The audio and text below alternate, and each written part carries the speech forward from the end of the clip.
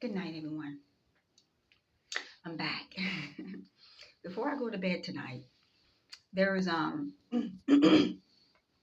things I just wanted to correct. Well, not correct, but just kind of like more or less make it more explain it more. I talked about there's no shortcut to the kingdom. When I meant the kingdom of heaven, that kingdom of heaven is inside of us. It's inside your soul. It's the ruach of the soul. It's your tree of life. That's a blueprint. It's a pathway that man must take in order to get to that kingdom of abundance, whatever your abundance is, that kingdom of wealth, whatever your wealth is, whatever the Creator has designed for you to have. Because we all have a set path individually. And in order to get to that kingdom, you have to get it through righteousness and through the path that the Creator has set for you to go. But oftentimes people want something that they don't even know what they want. You know, they look at this facade that the Creator has put in their mind through the things of this world. Seek not the things of this world, because it'll cause you to fall and be tempted. And then next thing you know, you got yourself in some stuff you don't even know how you got in, and you want to get out and can't get out because your soul, they got your soul. You just signed a contract to Satan. So Proverbs, oh wow, it's just so much that is coming to me. And it says, lean not to thy own understanding, but in all thy ways, that's Proverbs 3 and 5, I think. Lean not to thine own understanding, but in all thy ways acknowledge him, and he shall direct thy path. See, the Creator will direct your path. I've been there. That's why I can talk this talk, because I walked the walk. I was in a place some years ago. Um, I was with one of the biggest, I want to say, executive producers of Warner Brothers, and I was in my early 20s. It was a life that I thought that I wanted. It was a facade that Satan had put up looking through the media. But when the Almighty will give you what you want, what you think you want. But sometimes some of us who are chosen for a reason, he ain't gonna let us go all the way. He'll let you get to the frontier, then he'll hold you back and say, I'm gonna let you look at this, I'm gonna give you a little taste of it, but I'm gonna pull you back in because this ain't for you. You mine, you belong to me, and I got a place for you. A lot of God's children got caught up and trapped up. I was in Minnesota at the Union Station, the train station is very historical, and they had some kind of video, like an ocean or a lake, and then they had a net, and the people was in the net. So the people represented the fish, and the net represented the hook. So there's many fish in the sea, and we got people throwing the hook, and some of those fish get caught up in the net. And some of those people got caught up in the net. You can see them getting caught up in the net because they fell for the bait, the lies, the deceit. Satan is the author of lies and deceit, and we get caught up in that. So lean not to thy own understanding, but in all thy ways acknowledge him, and he shall direct thy path. I know sometimes the facade look great, and the grass look green on the other side. And I've been on the other side of the grass, and it didn't look all that green to me a couple of times. So we have to be very careful what our hearts are desiring, because our heart should desire the things of light, the things of the kingdom, the things of Yahweh, the things of the Creator, Elohim of light, not the things of this world. The things of this world are carnal. They're carnal to the carnal mind. If you go in Romans, I'm not going to go in there tonight, not tonight, but and another thing, the kingdom, that garden of Eden is inside of us. We got to till the garden, and that's the fourth, fifth dimension. The garden in us is the fourth, fifth dimension. But in the third dimension, in the physical realm, the garden we living in this world, we have to till the garden. He gave us dominion over the garden and the fruits and the vegetables and the animals. We have to find our fruit. We have to find what our path is, what our gifts are, and work our soul salvation and till that. And he said, your gifts will make room for you. You are to till the garden. You can't be lazy and slothful and expect to get rich. You have to, in whatever you do, you have to till the garden. This world we're living in is a big old garden. It's a big old Eden, and it's fruitful. But you got to find your path, because somewhere in Genesis he said there was 4 paths. One path of a river was gold, the other one was Ephraim. You know, they had different, and so all your wealth ain't gonna be in one city. You got to go to. He said take dominion over the earth. And so this whole world is a garden. We have to find our path, and you have to go within into that fourth, fifth dimension and go into meditation in the ruach of your soul and pull it out, pull it down into the manifestation of the third dimension.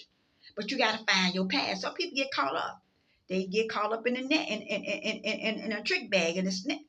You know, they take their gifts and they give it to the wrong gods instead of giving it to the creator whom it came from. I remember listening to Steve Harvey a couple of years ago, how he was saying that he lived in the car for 3 years. And I listened to him. And then he said an opportunity was available for him at the Apollo Theater for him to do stand-up comedy. That was his gift. He said he always wanted to be on TV. See, we got to be careful what we let our kids watch. Because what you go on TV, what's behind the scenes, you might not want to. And so we have to be careful. I don't even watch television. I barely listen to the news. I let the word, because the word is fulfilling, be my news. I let other people tell me what's going on. I might tune in every now and then, CNN or NPR, but most of it is negative, depressing, and it's garbage. And I don't want to hear nobody telling me what I can and cannot do and have. Because my God says, I created all this. This is mine. Okay? So I try not to listen to that. A lot of this stuff, but I do a little bit. I tab it here and there. You got to know what's going on around you, and I let other people be my news. They tell me, "Girl, did you?" My neighbor. So, but yeah, I just wanted to go back. Romans 8:5. For those who live according to the flesh set their minds on the things of the flesh, but those who live according to the Spirit, the Ruach, the Holy Spirit, the Creator. Those who live according to the Spirit on the things of the Spirit will reap the things of the Spirit. Those who live to the core of the things of the carnal mind, the flesh, this world, going to reap those things.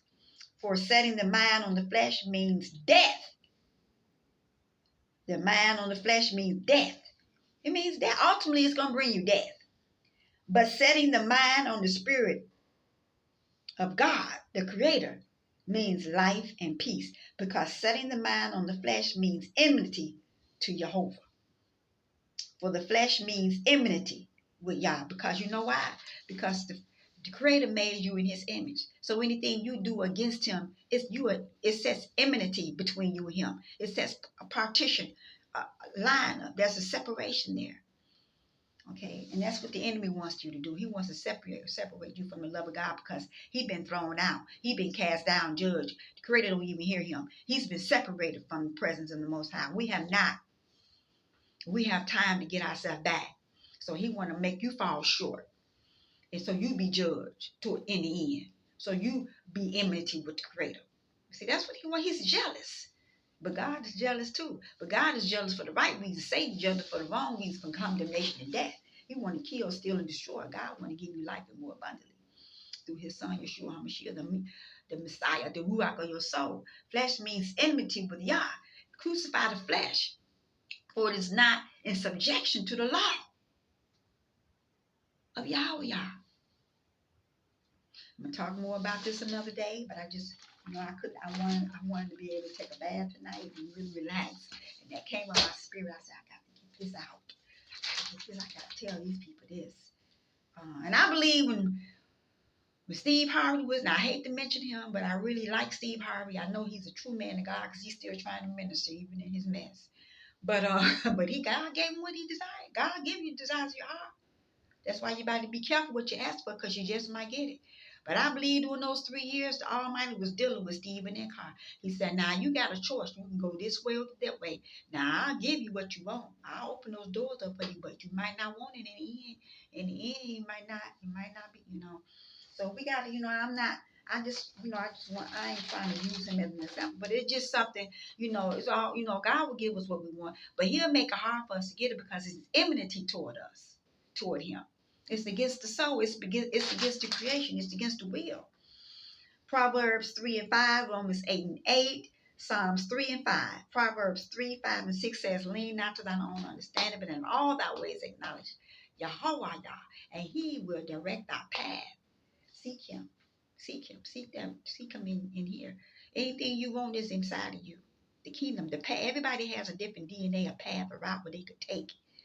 You'll destroy that trying to follow up behind other people and do what they got. Your success and prosperity may be in another area in life.